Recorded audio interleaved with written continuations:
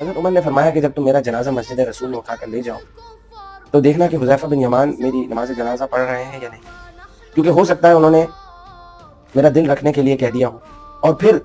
जब देख लो कि उन्होंने मेरी नमाज जनाजा अदा की है तो ही मुझे हुजरा आयशा की तरफ लेके जाना, वरना मुझे मुसलमानों के आम कब्रिस्तान में दफना देना। और फिर हज़रत आयशा की दहलीज पर जाकर अर्ज़ करना कि उमर दफन होने के लिए अंदर आना चाहते हैं,